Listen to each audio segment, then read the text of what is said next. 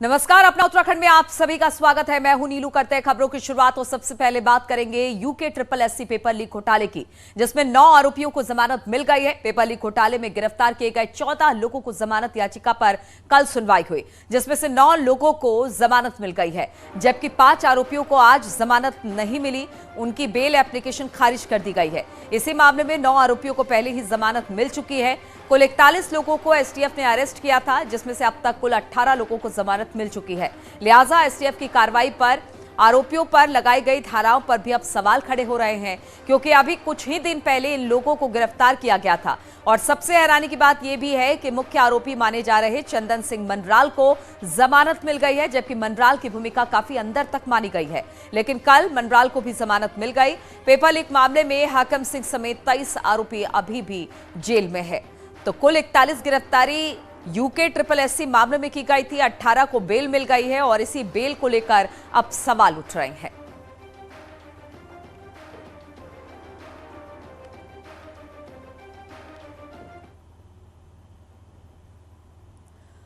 और राज्य में 3 जिलों के डीएम बदल दिए गए हैं। पिथौरागढ़ के डीएम आशीष कुमार चौहान को पिथौरागढ़ का डीएम बनाया गया है, जबकि पौड़ी में डीएम रहे विजय कुमार जोगदंडे को वेटिंग में डाल दिया गया है। रीना जोशी को पिथौरागढ़ का नया डीएम नियुक्त किया गया है, जबकि अनुराधा पाल को बागेश्वर का नया डीएम बनाया गया है। वहीं पौड़ी की बात की जाए तो यहां पर एसएसपी भी बदला गया है। श्वेता चौबे को पौड़ी का नया एसएसपी नियुक्त किया गया है, जबकि पौड़ी के एसएसपी रहे यशवंत सिंह को वेटिंग में भेज दिया गया है।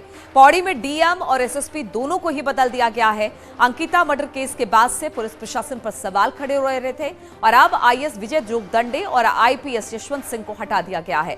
दोनों अफसरों को फिलहाल वेटिंग में रखा गया है।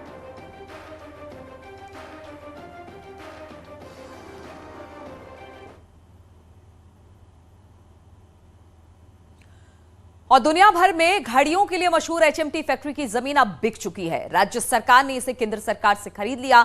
ऐसे में बड़ा सवाल यह है कि राज्य सरकार इस जमीन का आखिर क्या इस्तेमाल करेगी।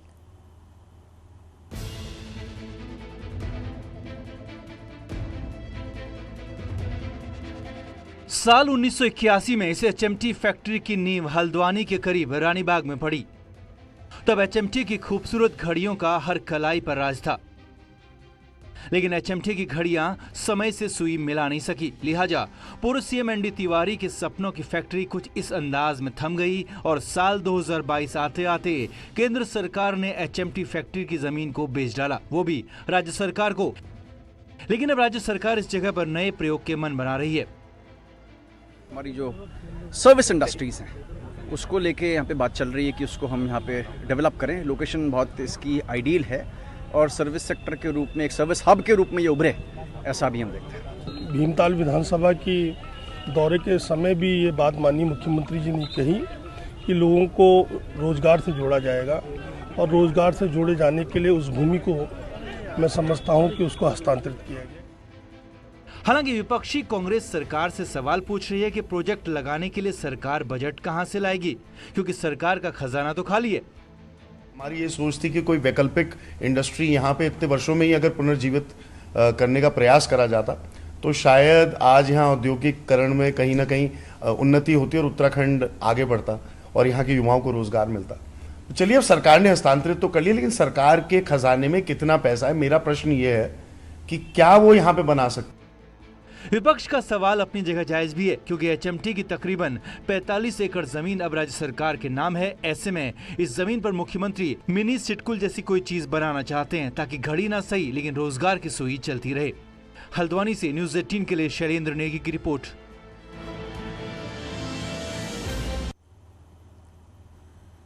और बागेश्वर जिला पंचायत में सरकारी धन की बंदरबाट का आरोप लगा है। 19 सदस्यों की जिला पंचायत में 9 सदस्यों के अध्यक्ष के खिलाफ मोर्चा खोल दिया है और अध्यक्ष पर जमकर सरकारी धन के बंदरबाट का आरोप लगा।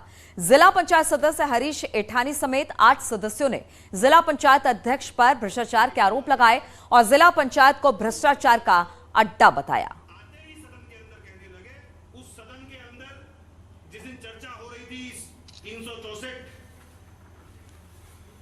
पन्नू की कार्यों की पूजा आर्या जी को, गोपा धपोला जी को खोली में स्टेडियम बना नहीं, खोली स्टेडियम के लिए मार्ग निर्माण लिख दिया इनने। ये योजना है इनकी 1.5 लाख रुपए की। ऐसी योजना उच्चतर माध्यमिक विद्यालय में रंग रोगन और कंप्यूटर के लिए, कौन सा उच्चतर माध्यमिक विद्यालय है दोनों विधानसभाओं में? कहीं पर उसका जिक्र नहीं है। और एक तरफ राहुल गांधी देश में पदयात्रा पर निकल रहे हैं, वहीं कांग्रेस प्रदेश अध्यक्ष करण माहरा ने प्रदेश में पदयात्रा की तैयारी कर ली। पदयात्रा में कांग्रेस जनता के बीच बीजेपी की पोल खोलना चाहती है। वहीं बीजेपी ने कांग्रेस की पदयात्रा को अंतिम यात्रा करार दिया है।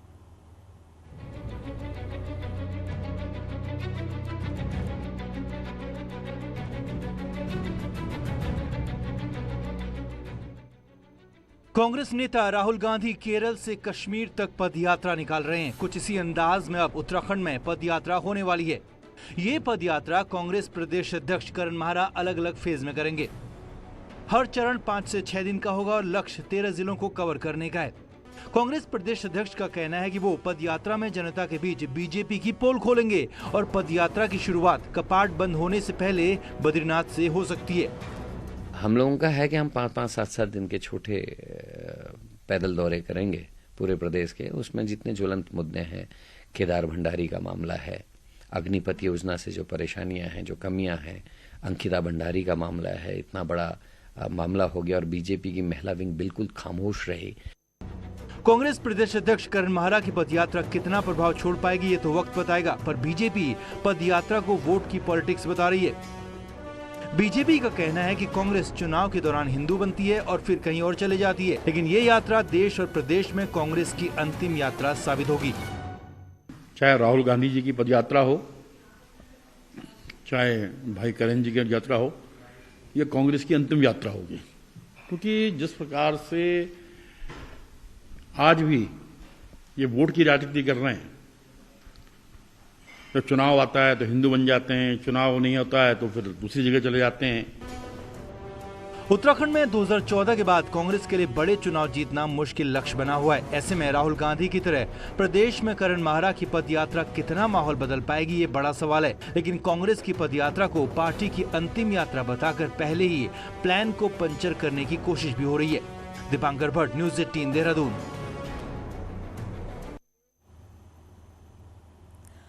और अल्मोड़ा के हवालबाग में 19 और 20 नवंबर को आजीविका महोत्सव का आगाज किया गया। महोत्सव का शुभारंभ सीएम पुष्कर सिंह धामी करेंगे। हस्तशिल्पियों को बाजार देने के साथ ही बेहतर काम करने वाले हस्तशिल्पियों को सम्मानित भी किया जाएगा। वहीं स्वरोजगार के लिए ऋण वितरण भी इसी महोत्सव में किया जाएगा। जिला प्रशासन तैयारियों में जुट गया है।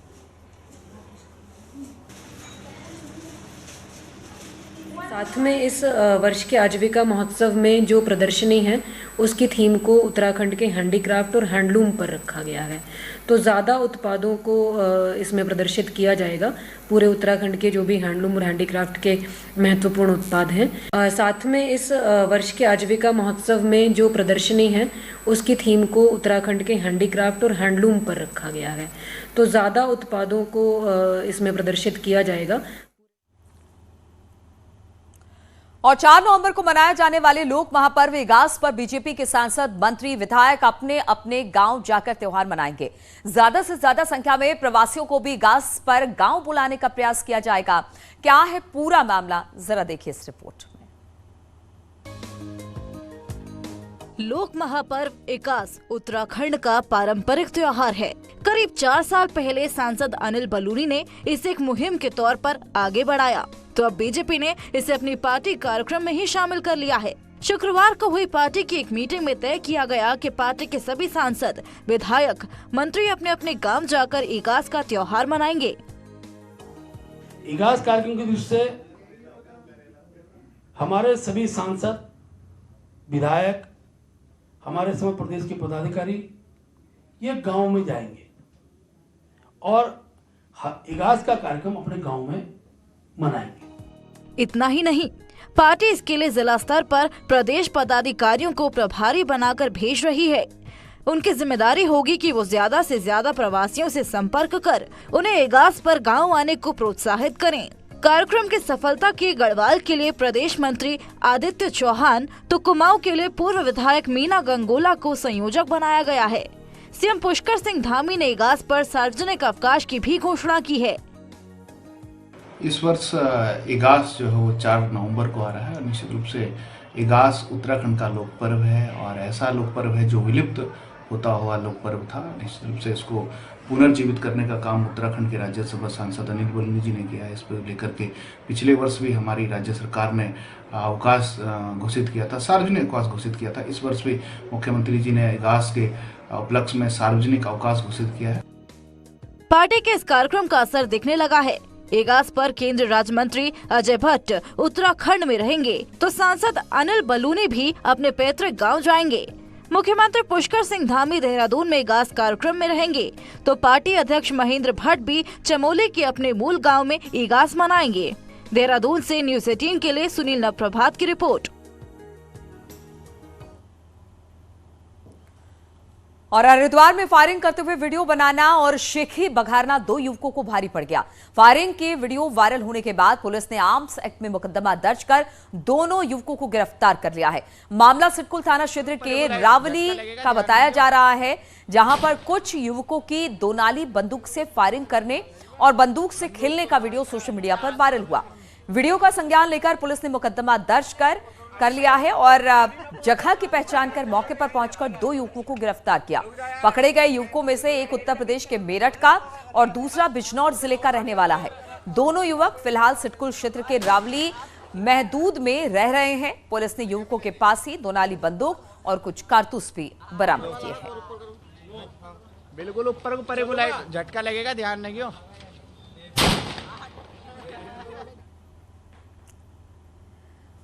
और पिथौरागढ़ का बॉर्डर शहर धारचूला कभी भी इतिहास के पन्नों में समा सकता है। धारचूला शहर के ठीक ऊपर एलधारा की दरकती पहाड़ी इसके लिए खतरनाक साबित हो सकती है। हालात ये है कि एलधारा की पहाड़ी खासी कमजोर हो चुकी है, जो कभी भी भरभरा कर गिर सकती है।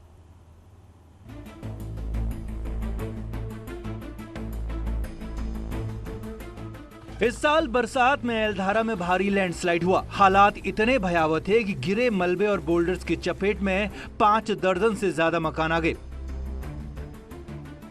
यही चाइना बॉर्डर को जोड़ने वाली रोड को भी एलधारा ने हफ्तों बंद रखा। एलधारा की पहाड़ी धारचूला के ठीक ऊपर है। ऐसे में इस पहाड़ी में होने वाली हल्की सी हलचल भी धारचूला शहर पर भारी पड़ सकती है। अगर हम एलधारा का अगर प्रोजेक्ट तत्काल नहीं करते, इसका ट्रीटमेंट नहीं करते हैं, तो धारचूला कभी सुनने में आएगा कि ये धारचूला था। तो इसलिए सबसे पहले हमने एलधारा का जो है ट्रीटमेंट करके धारचूला को बचाना है। और ये धारचूला मानसरोवर यात्रा जो हमारी होती है, धार्मिक यात्रा, उसका प्रवेश द्वार है। एलधारा की पहाड़ी में घरों से भी बड़े बोल्डर लटके हुए हैं। ये बोल्डर्स कभी भी कयामत ला सकते हैं। लगातार हो रहे लैंडस्लाइड के कारण आधा किलोमीटर की पहाड़ी पूरी तरह से कमजोर हो गई है, जिस कारण सामान्य मौसम में भी यहाँ खतरा बना हुआ है। पहाड़ी में दरारें इस कदर पड़ी हैं कि इसे बचाने के लिए स्थायी ट्रीटमेंट ही इकलौता विकल्प है। विपक्ष के साथ ही सत्ता पक्ष से जुड़े जनप्रतिनिधि भी धारचूला को बचाने के लिए परमानेंट ट्रीटमेंट की मांग कर रहे हैं। खतरा तो है ही, लगातार फिर आपदा आ रही है, जिससे पूरा मलबा घरों में घुस गया है और प्रशासन, शासन प्रशासन पुलिस से मुझसे से काम कर रही है और राहत अभी है, लेकिन फिर भी खतरा बना हुआ है। एलधारा की पहाड़ी उत्तरकाशी के वरुणावत पर्वत की तर्ज पर बनी है। इस पहाड़ी में कटाव भी कुछ वैसा ही हो रहा है जैसा कुछ सालों पहले तक वरुणावत में होता था। ऐसे में यह आशंका भी जोर पकड़ रही है कि कहीं एलधारा भी धारचूला का वरुणावत तो नहीं बनने जा रहा। भारत के अंतिम तहसील मुख्यालय धारचूला के लिए ये एलधारा अभिशाप बन गया है। एलधारा धारचूला के ठीक ऊपर मौजूद है। आप देख सकते हैं इस मुख्यालय के ऊपर बड़े बड़े बोल्डर यहाँ पर लटके हुए हैं जो कभी भी नीचे गिर सकते हैं। बीते दिनों यहाँ भारी लैंडस्लाइड हुआ था और इस लैंडस्लाइड के कारण तकरीबन 5 दर्जन से अधिक मकान क्षतिग्रस्त हुए थे। तो एक तरीके से साफ साफ ये कहा जा सकता है कि जब तक एलधारा का ट्रीटमेंट नहीं होता है तब तक धारचूला के ऊपर खतरे के बादल मंडराए हुए हैं। विजयवर्धन उप्रेती, न्यूज़ 18, एलधारा, पिथौरागढ़। और राज्य की सड़कों को गड्ढा मुक्त बनाने की कोशिश हो रही है, लेकिन बागेश्वर में कई इलाके सड़क मुक्त हो गए हैं। महीनों पहले पूरी तरह से बर्बाद हो चुकी और बह चुकी सड़कें अब तक भी नहीं बन पाई है। कपकोट में काफली कमेड़ा की सड़क में 5 महीने पहले बह गई थी। ग्रामीणों को 7 किलोमीटर खड़ी चढ़ाई पर पैदल चढ़ना होता है। कई बार मांग के बाद भी अब तक सड़क का सिर्फ इंतजार ही किया जा रहा है।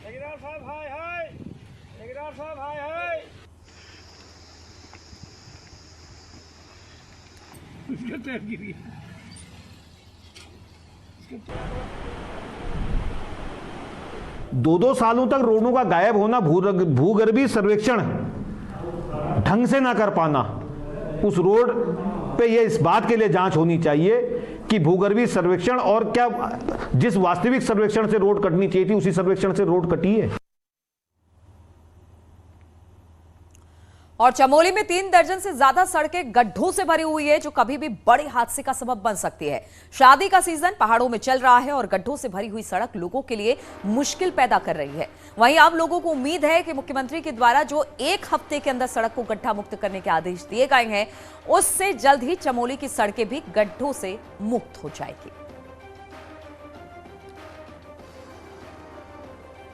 इस बार शादी का सीजन चल रहा है, हम पूरे चमोली में शादी में जा रहे हैं। थराली जाओ वही गड्ढे, नंदप्रयाग जाओ वही गड्ढे, जोशीमठ जाओ वही गड्ढे, उर्गम जाओ, उर्गम के रोड तो और ख़त्म है। हम जहाँ जहाँ सेलंग जाओ वही गड्ढे, लाता जाओ वही गड्ढे, हमारा नारायणगढ़ जाओ वही गड्ढे। कब मिलेगी हमको गड्ढों से मुक्ति? और बाबा केदार के कपाट बंद होने के बाद बाबा के पंचमुखी चल विग्रह उत्सव डोली अपने दूसरे रात्रि पड़ाव गुप्तकाशी के विश्वनाथ मंदिर पहुंची, जहां पर स्थानीय लोगों ने और मंदिर से जुड़े पुरोहितों ने बाबा की उत्सव डोली का फूल मालाओं और बाबा के जयकारों के साथ स्वागत किया। आज बाबा के केदार की उत्सव डोली अपने शीतकालीन गद्दी स्थल ओंकारेश्वर मंदिर पहुंचेगी, जहां पूरे शीतकाल के दौरान बाबा की पूजा अर्चना और दर्शन लोगों को हो सकेंगे। अगले 6 महीने ओंकारेश्वर मंदिर में ही बाबा केदार के दर्शन पूजन श्रद्धालु कर सकते हैं।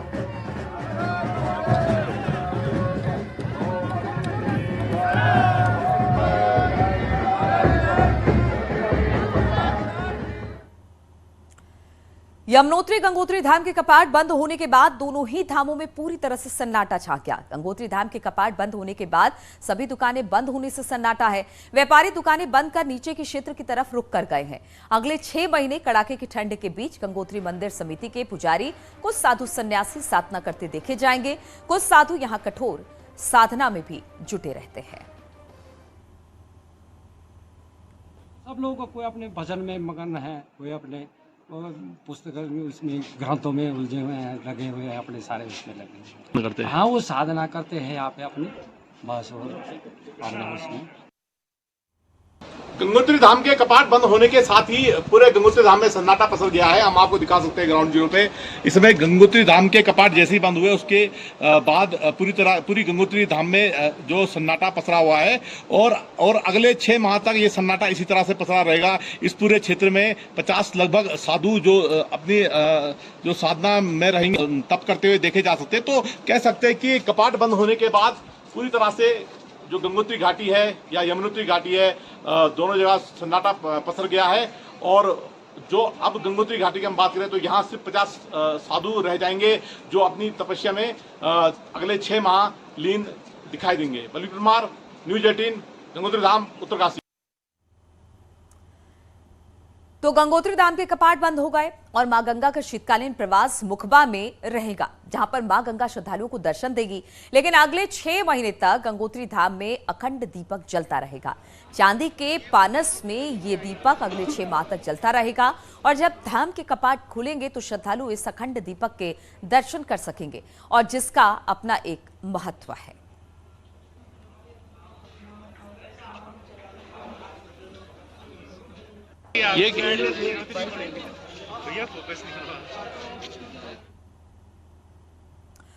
और केदारनाथ यात्रा में इस बार रिकॉर्ड तोड़ 15,63,000 श्रद्धालु पहुंचे और इस बार केदारनाथ यात्रा में महिला स्वयं सहायता समूह ने करीब 43 लाख की कमाई की है। महिला स्वयं सहायता समूह ने विभिन्न हेलीपैड और मंदिर परिसर में तीर्थयात्रियों को करीब 43 लाख रुपए का प्रसाद बेचा। इस काम में जिले भर के करीब 20 महिलाएं स्वयं सहायता समूह द्वारा तैयार चैलाई के लड्डू, हर्बल धूप, चूरमा, बेलपत्री, शहद, जूट और रेशम के बैग तैयार किए गए थे। इसके अलावा गंगा जल के लिए पात्र और मंदिर के भस्म भी प्रसाद पैकेज का हिस्सा थी और पूरे पैकेज की कीमत 250 रुपए निर्धारित की गई थी। इसके अतिरिक्त 50 रुपए मंदिर समिति और हेली कंपनियों को रॉयल्टी दी जाती है।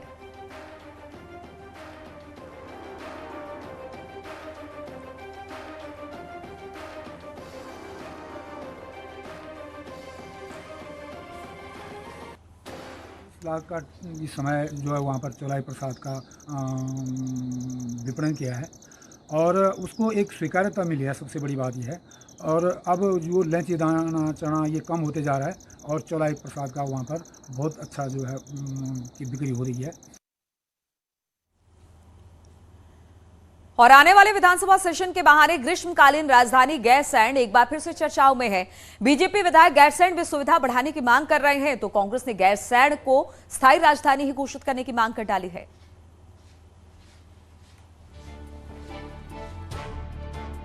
ग्रीष्मकालीन राजधानी गैरसैंण आज भी गैर बनी हुई है। मार्च 2021 के बाद से 1.5 साल में गैरसैंण में विधानसभा का एक भी सेशन हो नहीं पाया।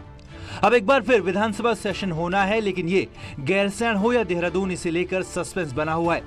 बीजेपी के ज्यादातर विधायक गैरसैंण में सेशन चलाने की मांग कर रहे हैं और न सिर्फ सेशन बल्कि राजधानी का कामकाज भी गैरसैंण से ही चलाने की मांग कर रहे हैं। गैरसैंण से व्यवस्थाएं संचालित होनी चाहिए, वहाँ मिनी सचिवालय तुरंत बन जाना चाहिए, उसके लिए पैसा भी अवमुक्त हो रखा है। जो विधायकों को समय समय पर जाके वहाँ हम रुकते हैं तो वहाँ पर बाकायदा विधायकों को भी अलॉटमेंट हो जानी चाहिए ताकि वो आगे पीछे वहाँ जा सकें। क्योंकि गैरसैंण लंबे अरसे से अभी तक वहाँ पे सत्र नहीं हो पाया और इसलिए वहाँ पे करना जरूरी है, क्योंकि सरकार ने इतना पैसा वहाँ पर खर्च किया है, उसको संचालित सही तरीके से होना चाहिए। विपक्ष का कहना है कि उत्तराखंड की स्थिति आज भी वही है जब यूपी के समय लखनऊ में राजधानी हुआ करती थी। कांग्रेस प्रदेश अध्यक्ष करण माहरा का कहना है कि गैरसैंण में सेशन ही क्यों, गैरसैंण को स्थायी राजधानी घोषित किया जाना चाहिए। पर्वतों को जाने के लिए ना अधिकारी तैयार है ना नेता तैयार है, तो निश्चित तौर पे पर्वतीय राज्य की राजधानी पर्वतीय अंचल में होनी चाहिए। वो अगर गैरसैंण में अगर हो, भराड़ीसैंण में अगर राजधानी परमानेंट राजधानी हो तो मुझे तो खुशी होगी। पिछले 1.5 साल से अपनों का इंतजार कर रहे गैरसैंण के विधान भवन की भले ही किसी ने सुध नहीं ली हो, लेकिन अब विधानसभा के शीतकालीन सेशन के बहाने गैरसैंण पर एक बार फिर सियासत शुरू हो गई है और शायद इसीलिए विधानसभा अध्यक्ष को पहली बार 31 अक्टूबर को विधानमंडल दल की मीटिंग बुलानी पड़ रही है ताकि गैरसैंण पर बने सस्पेंस से पर्दा हटाया जा सके। देहरादून से न्यूज़ 18 के लिए सुनील नवप्रभात की रिपोर्ट। और राजधानी देहरादून में शुक्रवार को शास्त्रीय संगीत की महफिल सजी। पंडित राजन मिश्रा ने 71वीं जयंती के मौके पर जाने माने गायकों ने FRI ऑडिटोरियम में उपस्थित श्रोताओं को मंत्रमुग्ध कर दिया। दिल्ली की नूपुर सिंह ने राग मारू विहाग में बंदिश की प्रस्तुति दी। साथ ही उन्होंने राग भोपाली में पंडित राजन मिश्रा और लता मंगेशकर के एक भजन जाओ तेरे कमल पर वारी भी गाया। कार्यक्रम में उस्ताद अमान अली बख्श ने भी शानदार गायन से समा बांध दिया। कार्यक्रम में पद्म भूषण और ग्रैमी अवार्ड विनर पंडित विश्व मोहन भट्ट द्वारा मोहन वीणा पर प्रस्तुति दी गई।